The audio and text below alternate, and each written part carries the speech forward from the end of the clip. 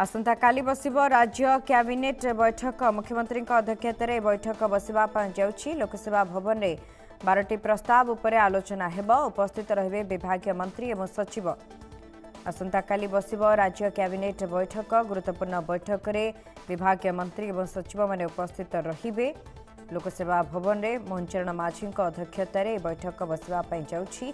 12टी प्रस्ताव उपरे होई पारे आलोचना। आसंता काली बसिबो राज्य कैबिनेट बैठक। कैबिनेट गुरुत्वपूर्ण बैठक उपरे रही समस्त नजर कहीं 12टी प्रस्ताव उपरे आलोचना हुई पारे। विभागीय मंत्री एवं सचिव एठारे उपस्थित रहिबे। मुख्यमंत्री अध्यक्षतार लोकसेवा भवन में बसिबो कैबिनेट बैठक। आसंता काली राज्य कैबिनेट बैठक बसवा जाउछि। उपस्थित रहिबे विभागीय मंत्री एवं सचिव। अधिक सूचना पे फुलाइन जोड़ी होती प्रतिनिधि प्रशांत दास। प्रशांत, आसंता काली राज्य कैबिनेट गुरुत्वपूर्ण बैठक रहुछि। 12टी प्रस्ताव उपरे मोहर बाजी पारे बा आलोचना करा जाई पारे। कौन रही अधिक सूचना?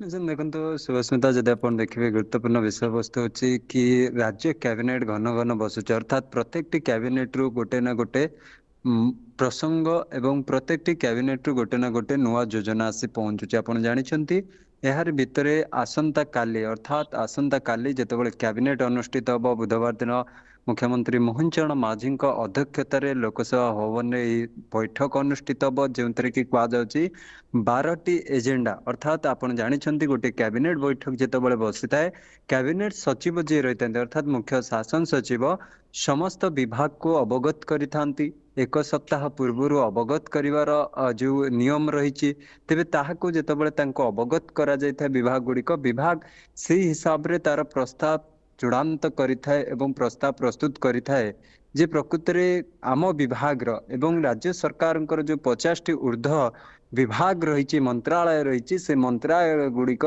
प्रस्तुति करिथांती कैबिनेट पे एवं कौन कौन प्रस्ताव आसिबो केउ प्रस्ताव आसिबो कौन नुआ आईन आनी पारिबे कि संशोधन केउ प्रस्ताव रे हबो ये तमाम दिगरे मध्य विचार विमर्श करा जायते। तेबे आसंता काली जेतेबाला 12टी एजेंडा अर्थात 12 जे एजेंडा उपरे चर्चा करा जायछि विस्तृत भाव रे एवं कहा जाउछि स्वास्थ्य विभाग गमनागमन प्रशासनिक कल को अर्थात आपण जीएपीजी देखिए आपण पीसी अर्थात योजना संयोजना विभाग ये जो तमाम विभाग गुड़िक रही कहुच्छी प्रमुख यही विभाग गुड़िक प्रस्ताव रही एवं से प्रस्ताव गुड़िक जितेबाला कैबिनेट को आसब अर्थात मुख्यमंत्री निकट में विभाग जितेबाला पूरा तांकर जो विभाग प्रस्ताव रही से प्रस्ताव विस्तृत भाव में मुख्यमंत्री को अवगत करेंगे एवं मुख्यमंत्री मंत्री परिषद जो सदस्य माने उपस्थित थे आप जानते कैबिनेट रे से कैबिनेट मंत्री माने ताहापर विचार विमर्श करेंगे आलोचना करेंगे परमुहूर्त ताहाको मोहर बाजिबो। तेबे आसंता काली जेतेबाला कैबिनेट बसिबो एवं समस्त मध्य आशा करिसेंती जे राज्य कैबिनेट रु आसंता काली कोनोसी ना कोनोसी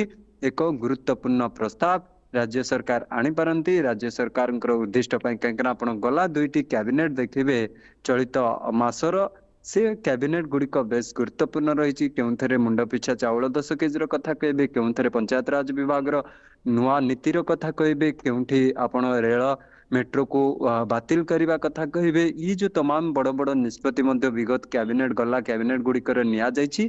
तेबे आसंता कैबिनेट जितेबाला आसंता काली अनुष्ठित हम से कैबिनेट रे अनेक किसी आशा रखा जाउछि जे राज्य सरकार नुआ किसी आनी पारंती एवं किछि विभाग आईन रे संशोधन करि पारंती। तापर मुहूर्त रे विगत आपण जानते विस्तार भाव रे आलोचना करा जाए घंटा घंटा धरी कैबिनेट रे तर्जमा करा जाए एवं तर्जमा परे तार उपकारिता तार अपकारिता दिग को देखा जाए या उपरे मोहर बाजी था जदि कहि परिया सुस्मिता।